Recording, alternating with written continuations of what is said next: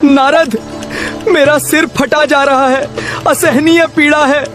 क्या कोई मुझे इस दर्द से बचा सकता है? प्रभु, आप तो स्वयं भगवान हैं। ये कैसा दर्द? इसका उपाय क्या है?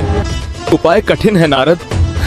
अगर मेरा कोई सच्चा भक्त अपने चरणों की धूल मेरे सिर पर लगा दे तो ही ये दर्द मिटेगा।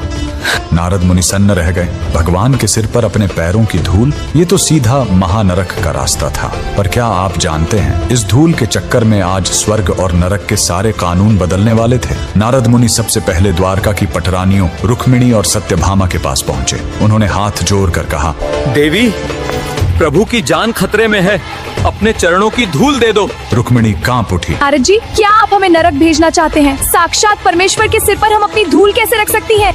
यह पाप है। द्वारका का हर ज्ञानी, हर भक्त पीछे हट गया। सबको अपनी मुक्ति की चिंता थी, कृष्ण के दर्द की नहीं। तभी कृष्ण ने मुस्कुराते हुए कहा, एक बार वृंदावन जाकर देखो। नारद जैसे ही वृंदावन पहुँचे, वहाँ की मिट्टी में भी राधे राधे की गूंज थी। राधा रानी को जैसे ही पता चला कि उनके श्याम पीरा में है, उनकी आंखों से आंसुओं की धारा बह निकली। नारद ने शर्त बताई, राधे, धूल तो तुम दे दोगी, पर याद रखना, भगवान के सिर पर धूल देने वाले को करोड़ों साल तक नरक की आग में जलना होगा। पूरा वृंदावन थम गया। क्या राधा अपने कृष्ण के लिए नरक स्वीकार करेंगे? राधा रानी ने बिना एक पल सोचे अपने पैरों की धूल झाड़ी और नारद की झोली में भर दी।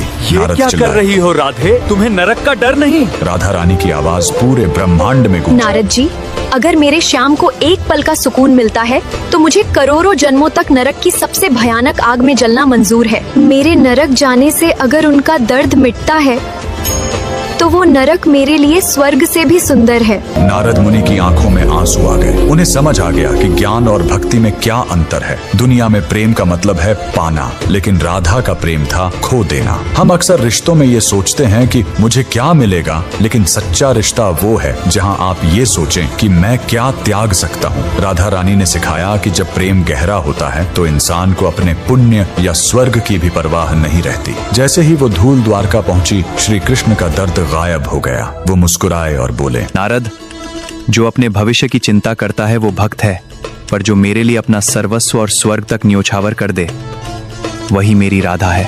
अगर इस निस्वार्थ प्रेम ने आपके दिल को छुआ है तो कमेंट में अपनी भावनाओं के साथ लिखें, जय श्री राधे कृष्ण।